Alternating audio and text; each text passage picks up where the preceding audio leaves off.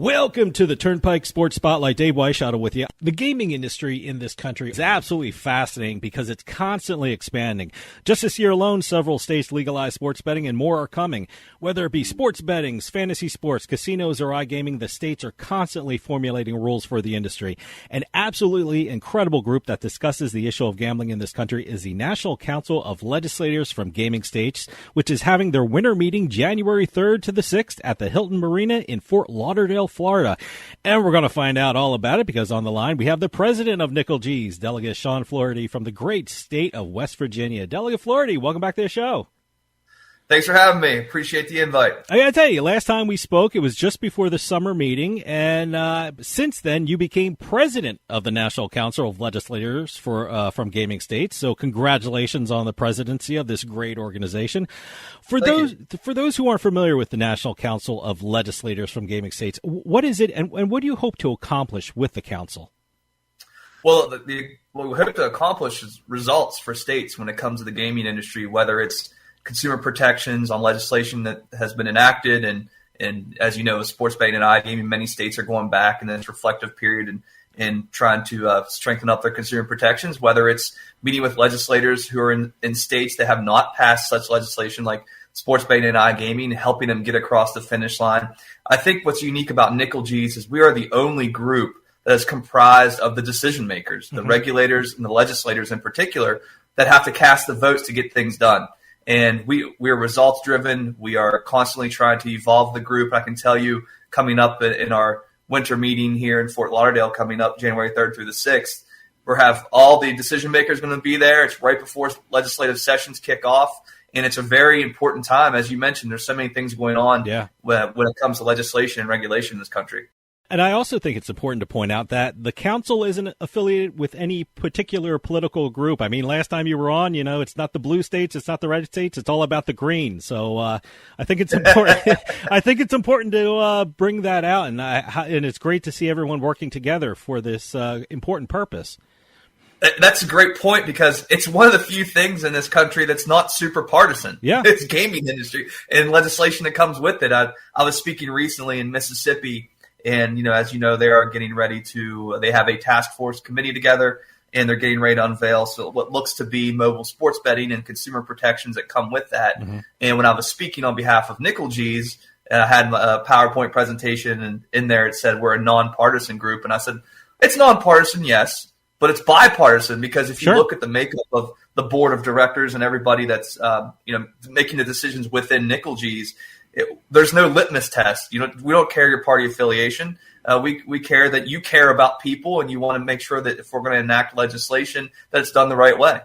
Now, as I said, you come from West Virginia, which is an absolutely amazing state. And in terms of gambling, it pretty much has it all. So I'm going to give you a chance to brag about your state for a little bit. Give us a rundown of the gaming industry of West Virginia, because it's absolutely amazing. So we have been, I ridicule my state whenever we are always last in many things, but we have been out front on the gaming side. When it comes to sports betting, we actually passed our legislation prior to PASPA being overturned, and we waited for the courts to make their decision. And iGaming, the very next year, we followed up with iGaming legislation. iLottery is about to kick off and start running. And as we spoke about earlier, the multi-state agreement, the interstate compact involving interstate poker and the ability for progressive slot play. We are now a member of that as well. And so, look, West Virginia, we go by the tagline wild and wonderful. And I think that's what it comes to when you talk about the gaming industry and gambling in general. We have been out front just like a few other states. And that's something that I can brag about because I've been at the forefront for all of that. And look, we're doing it the right way as well. We've had great legislation. We have great leadership at West Virginia Lottery on the regulatory side, and they worked hand in hand with the legislature. And I think that's something that many states are missing out on, is having that partner that's advocating with you when you're trying to move legislation through and testifying in committee and doing all the behind the scenes things that a lot of people don't see, right? They see the finished product and when a bill gets passed, but there's a lot of work that goes into that. I'm curious, do you think that being from a state that pretty much has all forms of gaming, I mean, you have online casinos, you have online poker, and congratulations on the multi-state internet gaming agreement. Me being from New Jersey, later on I'll call you. We should get together and do a regular poker game when all this is set up. Sure. It'll be a lot of fun. But you had that special insight coming from West Virginia. Does that give you a special insight on the issues in the gambling industry to help other states out when you're talking to them at the conferences? I believe so. Look, I've been in the committee meetings. I understand the legislative side on what it looks like. But more importantly, politicians care about getting back in office, right? Let's be frank about this. They care about their elections, and gaming expansion is something for many years many politicians feared. And I think that's why you're seeing a bit of a hiccup with iGaming expansion. I don't think that the message has been clear on how it's great policy, which it absolutely is great policy. I think people pump the brakes after sports betting gets passed a little bit, and the politicians like, well, I don't know if I can get on board with some more gaming expansion. But so I can relate to that. I can be in the room and say, look, I've been through this. I know what you're thinking and that you're concerned to make sure we have the right consumer protections and make sure that the legislation looks right. So you can go back to your district and tell them, look, we're eradicating the black market when it comes to iGaming and sports betting. We have consumer protections now in place that were not there before. And this is good policy for people. And by the way, it's also going to make us some money. I mean, that's the bottom line here. It's not just about making money. It's the policy aspect of it, of having something that's going to eradicate the black market, shrink it, bring revenue into the state. And when you start talking about that, every state has, the pot of money that comes in for gaming and where it goes. And I think we need to start talking about that, because in some states like West Virginia, we fund the Promise Scholarship in West Virginia in large part because of lottery revenue. Mm-hmm. And that lottery revenue comes from things like sports betting and iGaming and now iLottery. And that's very important for our young people to be able to go to in-state institutions at extremely reduced rate. And that helps retain young people. So every state has an aspect of where the gaming money goes, but it kind of falls back in the conversation. But I think part of what we're doing is helping bring that to the forefront. I was going to ask you about it, but since you brought it up, let me ask you about iGaming, especially online casinos. As you said, it seems that states are really willing to accept sports betting within their borders, much more than online casinos. I mean, you're from West Virginia, I'm from New Jersey, and we both have online casinos. I can't turn on the television without seeing a commercial for an online casino here in Jersey. And if you look at the figures, online casinos make a ton of money, much more than sports betting does. My question is, states see the money that online casinos are making in West Virginia and New Jersey, yet they're really hesitant to allow them into their states. And I keep thinking, is New Jersey or West Virginia doing something wrong that with the online casinos that other states just don't want to get involved with? I mean, I'm getting an inferiority complex here. What are they seeing about the online casinos that they don't want? Is it they just don't want all that money? I mean, what is the chief issue here? Well, look, I think there's multi-pronged issues here when it comes to iGaming. One being there's an education gap. We didn't have that with sports betting. When PASPA was overturned and sports betting became the talk of throughout the country, there was no really education gap. Everybody understood it. Legislators understood it. The public understood it. The public was already there, and it was not a hard sell. And I think the industry really kind of dropped the ball after that, because you had sports betting come in, rushing in, multiple states jumping in right away. And I think people took it for granted that iGaming would do the same. And it's not the same type of legislation. Mm-hmm. And the education gap is there. Look, I'll tell you right now, I struggle in committee meetings with my colleagues who can't silence their phone. Now we're telling them we're going to bring iGaming, and it's available on their phone, right? So there's this education gap with the policymakers on one end. There was a bit of a gap with the public because the public wasn't really pushing it like they were for sports betting. And let's be frank about the money situation. At the time, when states are starting to look at iGaming, they were fresh with cash from the COVID pandemic. A lot of federal money was coming in. They weren't looking at legislation to fill gaps in their budgetary process, like you may see in 24 and 25 as more states are looking at the budget process and realizing there might be a bit of a downturn there. So I think it was the perfect storm for a stalemate at this point. And what I'm helping to do with Nickel G's and in my role there is educate policymakers on what exactly the policy looks like and why it's good policy for them and for the state, and help bridge that education gap that I think has happened. And there's been a messaging issue. I'll be frank about it, that I think the iGaming industry took it for granted that these states would just simply flip the switch from sports betting to iGaming. It hasn't happened. But if you're correct, if you look at the revenue generation, I've said many times, sports betting's for show, iGaming's for dough, like the old golf analogy. And so it's something that I think now we're reaching a point where the industry is going to have a reflective period and say, maybe we didn't go about this the right way. So let's use key messengers like NCLGS to help us get across the finish line. Now, as I said, the council winter meeting starts on January 3rd, and you're kicking off with a topic that's been in the news a lot lately, and that is fantasy sports. And I know New York and Michigan and several other states have stopped the prop-style daily fantasy sport games that a lot of the platforms have started up. Do you think more and more states will prevent these types of fantasy prop-style games? I know Ohio is looking into it right now, but are we going to continue to see states start prohibiting them? Really, it's a domino effect has started up. Yeah. That's why we want to have this conversation at NCLGS. I can tell you, since taking over as president, our goal is to evolve with the times, have real-time conversations, and there's no more real-time conversation than the fight right now between fantasy sports and current sports operators and regulators. And we're going to have a great presentation. I know the Underdog Fantasy will be part of the panel. We also have the Ohio Gaming Commission as part of the panel. And as you know, Ohio's kind of turned up the heat on this issue. Yeah. So it's a great conversation to have that we need to have out in the open so everybody can, try to find a common ground on this. And sure, I think you're seeing a domino effect because regulators are starting a better job at conversations with each other. And that's a good thing. We need to have that if we want to have good consumer protection throughout the country. We need some unity. If I pass consumer protection bill in West Virginia, which borders Ohio and Pennsylvania, I'm in the Northern Panhandle, I can be there in a few minutes. If we don't have similar legislation across the board in Ohio and Pennsylvania, then it doesn't really mean a whole lot, does it? Yeah. So similar things are happening with this conversation. I think it's just a perfect time for it. And of all states, Florida, which has been kind of the center of a lot of controversy recently and everything going on down there, that we're seeing sports betting now being turned on for the time being. And so that's a great location for it, January 3rd through the 6th in Fort Lauderdale. And that's going to kick us off. That's going to be our first panel. And it's a conversation that I think many, many people want to tune in for. Unfortunately, one of the issues that all states have to deal with is illegal gambling, especially on offshore sites. I'm curious, there are so many states that are expanding their gambling industry, and, a lot more states are allowing sports betting. The fact that the legal gambling is expanding in this country, is that lessening the problem of illegal gambling, or is it still a major issue for states? Are still people rushing toward offshore sites, even with legal gambling now in their states?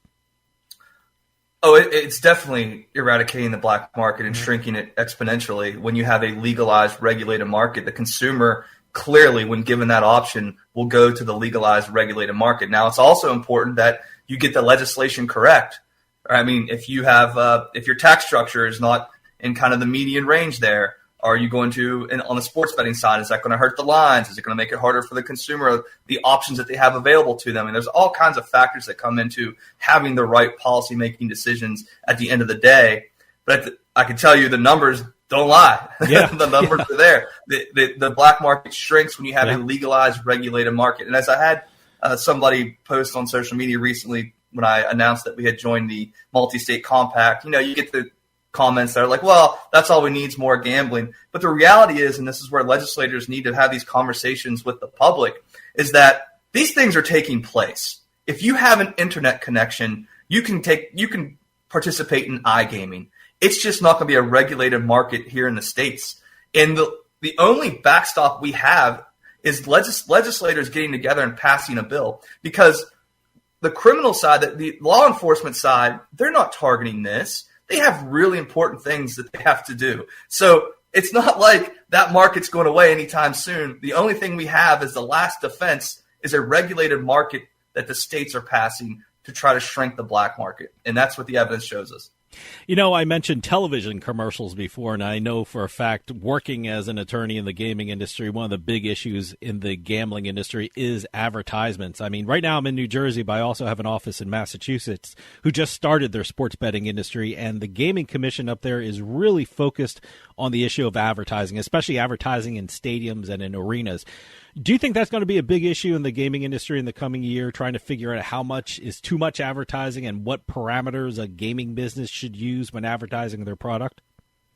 Absolutely. Look, we're in this reflective period, as I mentioned earlier. When we passed sports betting in West Virginia and iGaming a year after, we didn't know the influx of advertising that would come in at that time. I don't think anybody really saw it. But now what do we have? We have ESPN Bet just started. Yeah. So, I mean, things have evolved quickly, and the amount of advertising, I get it.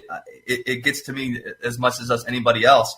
Now, I think there are some legal issues over trying to control and regulate the amounts of advertising you're seeing. However, where the advertising is going and who they're targeting is a different animal. And how these companies are using their influencers and touts, as we've seen, to maybe, manipulate the lines, and at least move the lines. We've had that happen now, and that's now a talking point, and also will be a panel at NCLGS as we look at the responsible gaming and advertising side of things is, where do we put a cap? Where do we start regulating? What area, becomes a gray area? The consumer needs to know who's talking to them, and we've seen the lines move based upon tweets that go out from representatives of certain companies that maybe the consumer doesn't know they're actually working for. So these are things in the coming years we're going to be talking about on the legislative regulatory level, because it's the reflective period we see the evidence coming in. Okay, we're 3, 4, 5 years in post-PASPA.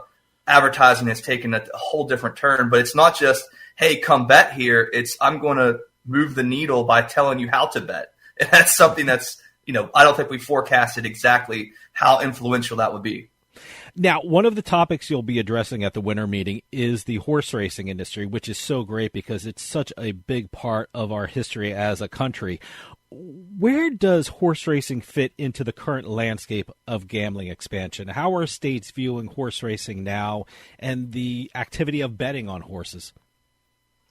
Well, I think one topic that seems to be coming up quite frequently is the fixed odds when it comes to horse racing. That's something we'll be talking about at NCLGS. And I mean, I think they're at a tough spot right now when it comes to horse racing. Like you said, has been a staple in our country for many years, and now it's kind of taking a backseat to other forms of betting. And just like any other industry, they're going to have to evolve with the times and figure out how to maintain, and capture a new market of sports bettor that's out there. And I think you're going to start seeing some interplay between the horse racing industry and your sports betting companies, and evolving with the apps and things that are available now that maybe 3, 4, 5 years ago, they could have kind of been like, you know what, we've been here a long time, we're going to keep doing it our way. But now things have changed. One thing I noticed that the committee has a panel on esports. I mean, I just got back from the Casino Esport Conference in Atlantic City where I was part of a couple of panels, and one of the big issues there is betting on esports. I mean, certainly everyone thinks that it's important to formulate rules and regulations that would make sure betting on any esports is done in a responsible way. I mean, certainly those regulations should reflect an age-appropriate activity, since age seems to be really a sticking point for a lot of people when it comes to esports. I mean, whether it be the age of the participants or the age of the audience.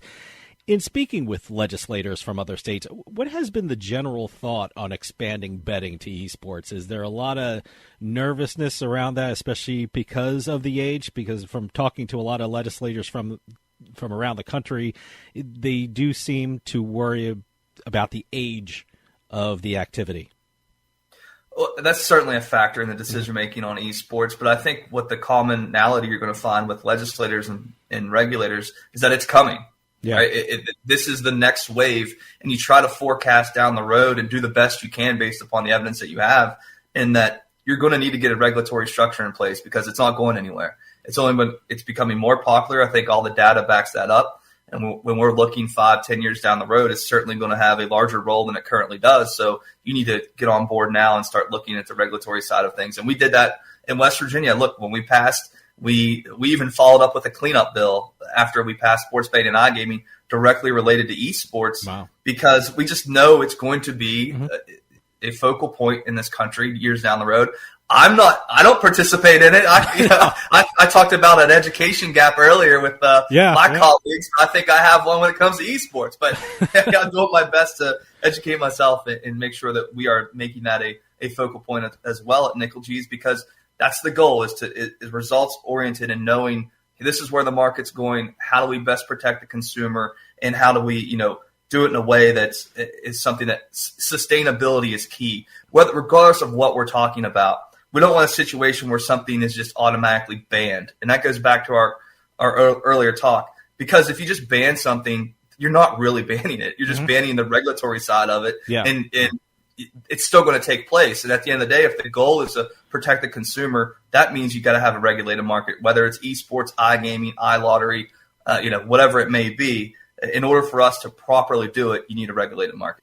Now, these are only some of the topics you'll be discussing at the winter meeting of the National Council of the Legislators from Gaming States, being held from January 3rd to the 6th. What are some of the other topics you'll be discussing, and where are the other big topic in the gaming industry that you're going to hit? I think what we have that you will not find at other conferences. Look, other conferences have their own models, ways of doing things, but what we will have that's going to be a rather prolonged discussion is a roundtable discussion with regulators and legislators together.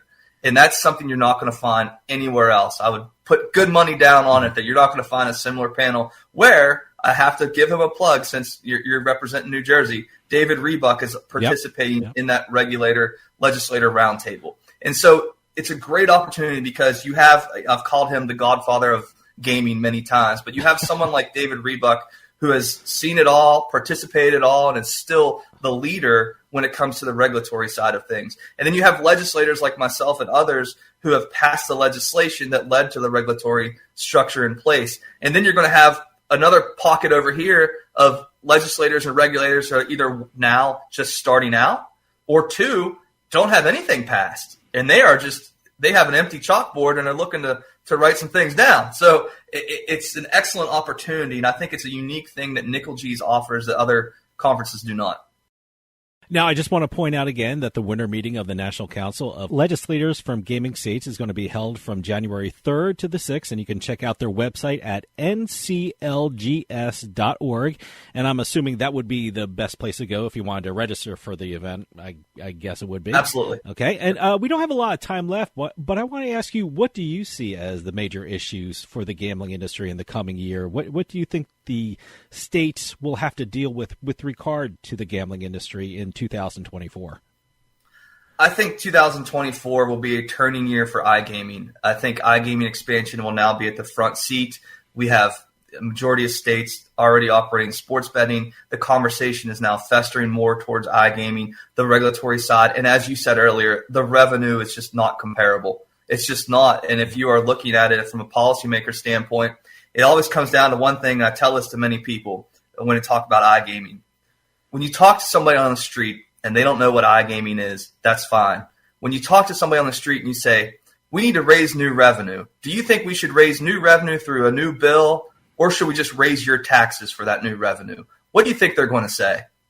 It's don't raise my taxes. I already pay enough taxes. I'm taxed enough. Find out new ways to raise revenue. Yep. And then there's this big shiny object there that does that. How many industries come into a legislative body and say, you know what?